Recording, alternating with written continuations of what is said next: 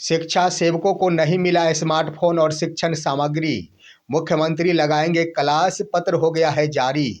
विद्यालय प्रभारी को लेकर प्रखंड शिक्षा पदाधिकारी और प्रधानाध्यापकों के ऊपर शिकंजा। इससे संबंधित भी पत्र हुआ जारी। और 16 जनवरी से छात्रों का अटेंडेंस बनेगा ऑनलाइन। मध्याह्न भोजन में गड़बड़ी पर लगेगा ब्रेक। दोस्तों नमस्कार, मैं हूं आपका दोस्त SK चौधरी। आखिर शिक्षा सेवकों के लिए मुख्यमंत्री की यह घोषणा आज तक शिक्षा सेवकों के खाते में नहीं जा पाया, जिसको लेकर एक बड़ा पत्र जारी कर दिया गया है कि मुख्यमंत्री श्री नीतीश कुमार इस पर संबंधित पदाधिकारियों की क्लास लगाएंगे। तो वहीं पर विद्यालय में प्रभारी बनाए जाने का यह मामला दिन प्रतिदिन बढ़ते जा रहा है। प्रखंड शिक्षा पदाधिकारी कहा जाए या फिर विद्यालय के स्वयं पदाधिकारी, प्रधानाध्यापक कह दिया जाए, उनके स्तर से विद्यालय प्रभारी बनाए जाने की दिशा में भारी अनियमितता दर्शाई जाती है, जिसके कारण पठन पाठन पर काफ़ी असर पड़ता है। उससे संबंधित भी एक पत्र जारी हुआ है। आइए दोस्तों, आज के इस वीडियो में इन तमाम बिंदुओं पर विस्तार पूर्वक चर्चा करने से पहले मैं आपसे गुजारिश करूंगा, अगर आपने अभी तक हमारे इस चैनल सुसत्य वचन को सब्सक्राइब नहीं किए होंगे तो कृपया अभी सब्सक्राइब कर लेंगे। दोस्तों आपको मालूम है कि चुनाव के वक्त ही मुख्यमंत्री श्री नीतीश कुमार के द्वारा घोषणा की गई थी कि शिक्षा सेवकों को स्मार्टफोन दिया जाएगा और शिक्षण सामग्री 1 वर्ष के लिए जो भी खर्च होते हैं वो मुहैया कराया जाएगा। लेकिन चुनाव समाप्त हो गए, मुख्यमंत्री नीतीश कुमार 10वीं बार मुख्यमंत्री बन गए, लेकिन आज तक शिक्षा सेवकों के खाते में वो पैसे नहीं जा पाए जिससे शिक्षण सामग्री की खरीदारी की जाती। इससे संबंधित एक पत्र जारी हुआ है दोस्तों। वो पत्र भी आपके स्क्रीन पर, जो निदेशक जन शिक्षा के स्तर से तमाम जिला स्तरीय शिक्षा पदाधिकारी को लिखा गया है। दोस्तों इसमें लिख दिया गया है कि पत्र के माध्यम से तालीमी मरकज शिक्षा सेवकों को स्मार्टफोन एवं शिक्षण सामग्री उपलब्ध कराने हेतु राशियां उपलब्ध कराई गई थी। एक पक्ष बीत जाने के बाद भी यह मालूम हुआ है और यह शिकायतें प्राप्त हुई है कि उन्हें शिक्षण सामग्री की वो राशि प्राप्त नहीं हो पाई है। और उन्होंने स्पष्ट कर दिया है कि माननीय मुख्यमंत्री नीतीश कुमार समृद्धि यात्रा पर बिहार के दौरे पर निकल रहे हैं, जो 16 जनवरी 2026 से शुरू हो रही है। इस क्रम में, समीक्षा के क्रम में इन मुद्दों को देखा जा सकता है। इसलिए निर्देश दिया जाता है कि अविलंब ही तमाम शिक्षा सेवकों के खाते में शिक्षण सामग्री की वो राशि भेज दिया जाए और इसकी एक प्रति या 2 हस्ताक्षरी को प्रेषित किया जाए। दोस्तों यहाँ पर कुल राशि 12,000 रुपये दिखा दिए गए हैं। तो इस आधार पर कह दिया जाए तो 12 हज़ार शिक्षा सेवकों और तालीमी मरकजों को देना है 1 साल के शिक्षण सामग्री खर्च हेतु। उसके बाद 25-25 हज़ार रुपये दिए गए थे स्मार्टफोन के लिए। यहाँ पर देखने वाली बात यह है कि इस पत्र में सिर्फ शिक्षण सामग्री खरीदारी हेतु राशि की चर्चा की गई है, लेकिन मैं आपको बता देना चाहूँगा कि 25,000 रुपये स्मार्टफोन की खरीदारी के लिए ही दिया गया था।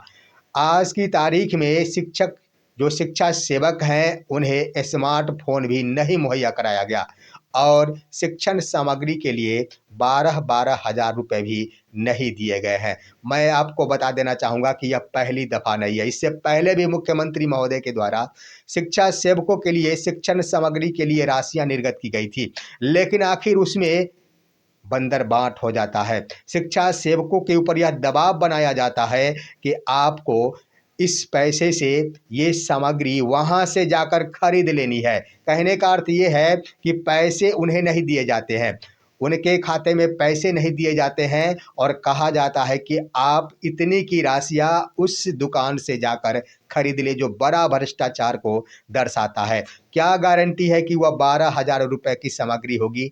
इसीलिए तो कहा जाता है। क्यों नहीं दिया जाता है? शिक्षा सेवकों के खाते में 12,000 रुपये क्यों नहीं भेज दिए जाते हैं?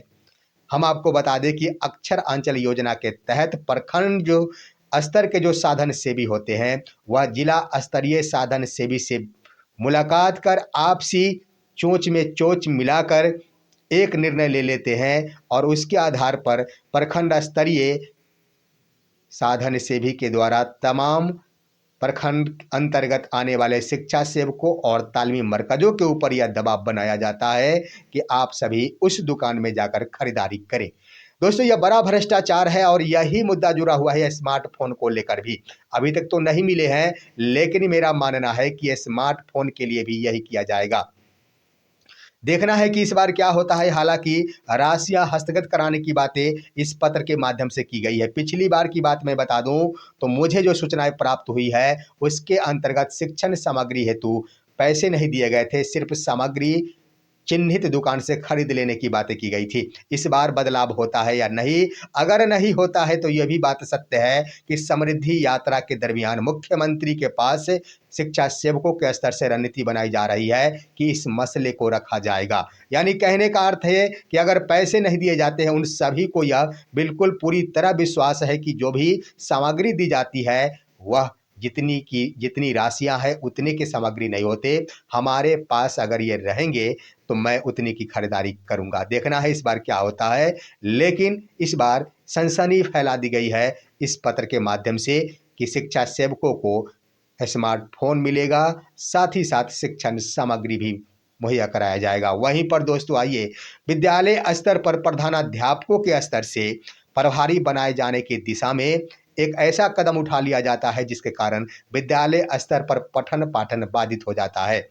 दोस्तों, इसके अंतर्गत प्रखंड शिक्षा पदाधिकारी भी अपनी भूमिका निभाने में कभी पीछे नहीं रहते हैं, क्योंकि जब कभी भी उन्हें मौका मिलता है वरीयता का निर्धारण करने हेतु या फिर किसी भी विद्यालय के प्रभारी प्रधानाध्यापक बनाए जाने के क्रम में, तब वो जिला स्तरीय पदाधिकारी से बिना निर्णय के, बिना उन्हें सूचित किए हुए अपने स्तर से निर्णय लेते हुए किसी को भी प्रभारी घोषित कर देते हैं और आदेश जारी कर देते हैं, जिसको लेकर पश्चिमी चंपारण जिला बेतिया के स्तर से एक बड़ा पत्र जारी किया गया है। दोस्तों, यह पत्र काफ़ी अहम है, क्योंकि यह सिर्फ बेतिया का ही नहीं, यह मामला पूरे बिहार भर के विद्यालयों का है और इस पत्र के माध्यम से प्रधानाध्यापकों को कम से कम जरूर सीख मिलेगी। दोस्तों, यह पत्र जो जारी किया गया वो भी आपके स्क्रीन पर। इस पत्र में आखिर क्या है, तो तमाम पश्चिमी चंपारण जिला के प्रखंड शिक्षा पदाधिकारियों को पत्र लिखकर यह बातें कही गई है कि ऐसी शिकायतें प्राप्त हो रही है कि आपके स्तर से बिना अदो हस्ताक्षरी से विचार विमर्श आदेश प्राप्त किए बगैर ही प्रभारी प्रधानाध्यापक संबंधी आदेश निर्गत किए जा रहे हैं, जो बहुत ही खेद का विषय है और नियम के बिल्कुल प्रतिकूल है। साथ ही साथ लिख दिया गया कि ढेर सारे सेवानिवृत्त होने वाले शिक्षक जो प्रधानाध्यापक होते हैं या फिर प्रधानाध्यापक जो लंबी छुट्टी में जाने वाले हैं, उनके स्तर से भी प्रभारी प्रधानाध्यापक बनाने के क्रम में अदो हस्ताक्षरी से कोई आदेश प्राप्त नहीं किया जाता और स्वयं ही वो किसी और को प्रभारी प्रधानाध्यापक बना देते हैं। इसको लेकर उन्होंने कहा है कि जिनको भी प्रभारी बनाया जाना है उससे संबंधित पदस्थापना विवरणी जिला को उपलब्ध कराए और साथ ही साथ ये भी कह दिया है कि अभी तक आपने किन किन को प्रभारी प्रधानाध्यापक बनाया है उसकी सूची सौंपे। साथ ही साथ इस पत्र में उल्लेख कर दिया गया है कि अपने स्तर से जब प्रधानाध्यापक किसी को प्रभारी प्रधानाध्यापक बना देते हैं या फिर आपके स्तर से आदेश निर्गत कर दिया जाता है तो आपसी वरीयता का ख्याल नहीं रखा जाता है। इसलिए अदो हस्ताक्षरी से ही किसी भी विद्यालय के प्रभारी बनाए जाने के संबंध में आदेश निर्गत होना चाहिए और आदेश निर्गत होने से पहले संबंधित विद्यालय का पदस्थापना विवरणी उपलब्ध कराया जाना चाहिए। गजब का पत्र लिखा गया है दोस्तों। अक्सर देख लिया जाता है तो प्रधानाध्यापकों के जो करीबी होते हैं, चाहे वो वरीय रहे चाहे वो कनीय रहे, इससे मतलब नहीं रहता है और कनीय शिक्षक को प्रधानाध्यापक के द्वारा प्रभारी बना दिया जाता है। यहाँ पर इस पत्र ने एक बात स्पष्ट कर दी है कि अपने स्तर से कोई भी प्रधानाध्यापक किसी को भी प्रभारी नहीं बना सकते हैं, किसी को भी प्रभारी नहीं बना सकते हैं अगर उन्हें लंबी छुट्टी में जानी हो या फिर कोई अगर सेवानिवृत्त हो रहे हैं तो उससे पहले बीओ को लिखना होगा और बीओ का काम होगा वो जिला को इस पत्र के माध्यम से प्रेषित यानी सूचना दे और वहाँ से जो आदेश निर्गत होगा उसके आलोक में ही विद्यालय में प्रभारी प्रधानाध्यापक बनाए जाएंगे। इससे दोस्तों स्पष्ट हो रहा है कि स्कूल स्तर पर जो विवाद उत्पन्न हो जाते हैं और इस विवाद के कारण पठन पाठन बाधित होते हैं, उस पर विराम लग सकेगा, क्योंकि अक्सर वरीय और कनीय को लेकर ही विद्यालय में आज की तिथि में ढेर सारे विवाद उत्पन्न हो रहे हैं। और इस दिशा में सबसे ज़्यादा अगर भूमिका निभाई जा रही है तो प्रधानाध्यापकों के द्वारा। हम ये बातें नहीं कह रहे हैं कि तमाम प्रधानाध्यापकों की यही दशा होती है।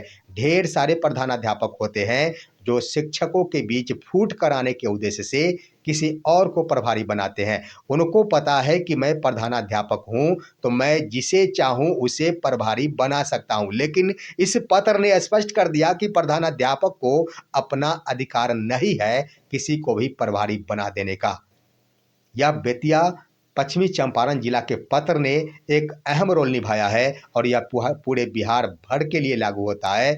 और इसलिए लागू होता है कि इस पत्र के माध्यम से तमाम जिला स्तरीय शिक्षा पदाधिकारियों को भी बहुत कुछ सीखने को मिलेगी और वो भी अपने स्तर से ऐसा पत्र जारी करेंगे। वहीं पर दोस्तों बड़ी खबर 16 जनवरी 2026 से विद्यालयों में छात्रों का अटेंडेंस अब ऑनलाइन बनाने की बातें।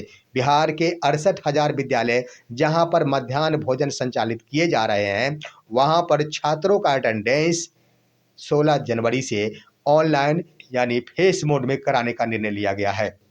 ऐसा इसलिए कि विद्यालय स्तर पर जो भी अटेंडेंस बनाए जाते थे, जो भी बच्चों की उपस्थिति होती थी उसमें और मध्याह्न भोजन की रिपोर्ट देने के क्रम में भिन्नता आ जाया करती थी। शिक्षा विभाग को कई स्तर से मध्याह्न भोजन निदेशक को शिकायतें प्राप्त हुई कि विद्यालय स्तर पर बच्चों की उपस्थिति कम रहती है, परंतु प्रधानाध्यापकों के द्वारा मध्याह्न भोजन की रिपोर्ट में ज़्यादा संख्या दिखा दिया जाता है, जिसके कारण मध्याह्न भोजन में गड़बड़ी होती है। इसी गड़बड़ी पर विराम लगाने के उद्देश्य से अब छात्र जो विद्यालय में उपस्थित होंगे उनका अटेंडेंस ऑनलाइन बनेगा और वही रिपोर्ट आखिर एमडीएम को जाएगा। यही है आज की खबर। आप सभी हमारे इस वीडियो को लाइक कीजिए, अन्य दोस्तों के पास शेयर कीजिए और आप दीजिए अपने दोस्त को इजाज़त। हम फिर मिलेंगे आपसे अगले वीडियो में, तब तक के लिए नमस्कार।